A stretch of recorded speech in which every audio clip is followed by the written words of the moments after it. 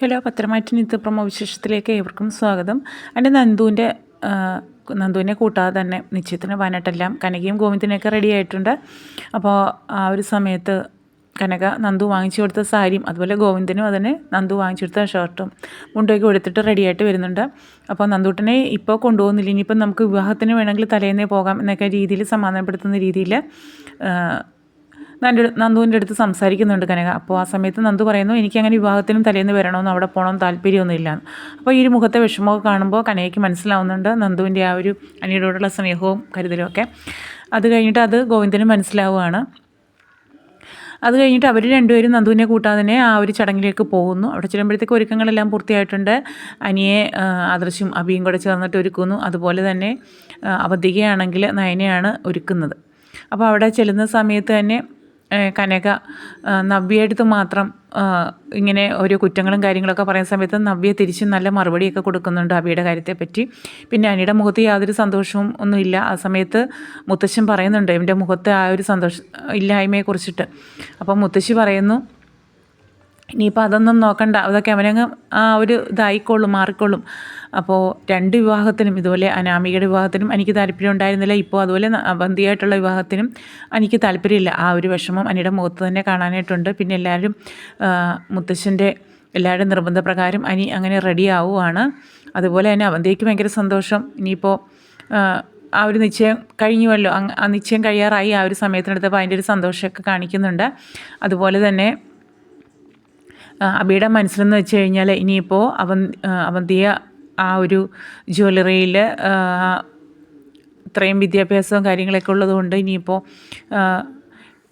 MBA ഒക്കെ കഴിഞ്ഞ് വന്നല്ലേ, അപ്പോൾ ബിസിനസ്സിൽ അനിയുടെ കൂടെ കൂടാം, അതുപോലെ തന്നെ തനിക്കും തലപ്പത്ത് ആ ഒരു MD സ്ഥാനത്തേക്ക് വരാം എന്നൊക്കെയുള്ളൊരു കണക്കൂട്ടലിലാണ്. അബി ഭയങ്കരമായിട്ട് സപ്പോർട്ട് ചെയ്തും അനിയെ ഒരുക്കിയും എന്താ നിൻ്റെ മുഖത്ത് ഇങ്ങനെ ഒരു വിഷമം എന്നൊക്കെയുള്ള രീതിയിൽ നിൽക്കുവാണ്. പക്ഷേ അതൊന്നും എനിക്ക് തീരെ ഇഷ്ടമാവുന്നില്ല.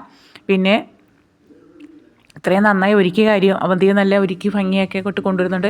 അപ്പോൾ നല്ല ഭംഗിയായിട്ടുണ്ടെന്ന് പറയുന്നുണ്ട് കനക. ആരാ ഒരുക്കിയെന്ന് അറിയണ്ടേ, ഏറ്റവും വലിയ ഡിസൈനറല്ലേ ഒരുക്കിയത്, പിന്നെ എങ്ങനെ നന്നാവാതിരിക്കും എന്നൊക്കെയാണ് പൊഴുത്തി പറയുന്നത്. പിന്നെ അതുപോലെ നയനയെ വിളിച്ചുകൊണ്ട് വന്ന കാര്യങ്ങളൊക്കെ ചിങ്ങമാസം ആകുമ്പോഴത്തേക്കും നയനയെ കൂട്ടിക്കൊണ്ട് പോകുന്ന കാര്യങ്ങളൊക്കെ പറയുന്നു. അപ്പോൾ തിരിച്ച് അവിടെ നിർത്തുന്നില്ല, ഇങ്ങോട്ടേക്ക് കൂട്ടിക്കൊണ്ട് വരും എന്നൊക്കെ പറയുന്ന സമയത്ത് കനയ്ക്ക് ഇത്തിരി ബുദ്ധിമുട്ടാവുന്നുണ്ട്, വിഷമമാവുന്നുണ്ട്. കാരണം തൻ്റെ മോളെ തിരിച്ചിഞ്ഞ് കൊണ്ടുവരും എന്നൊക്കെ പറയുന്ന കാര്യങ്ങളൊക്കെയാണ് കാണിക്കുന്നത്. അങ്ങനെയുള്ള ചടങ്ങുകളും കാര്യങ്ങളും എല്ലാം കാണിക്കുന്നത്. ഇങ്ങനെ മുത്തശ്ശനും മുത്തശ്ശിയും ആ ഒരു ജ്യോത്സ്യർ കേട്ടിറങ്ങി വരുന്ന സമയത്ത് അദ്ദേഹം പറയുന്നുണ്ട്, ഈ ഒരു വിവാഹത്തിന് പല പല തടസ്സങ്ങൾ ഉണ്ടാകുന്നതിനും ഈ ഒരു വിവാഹം നടക്കാൻ ബുദ്ധിമുട്ടാണെന്നുള്ള രീതിയിൽ ജ്യോത്സ്യർ പറയുന്നു.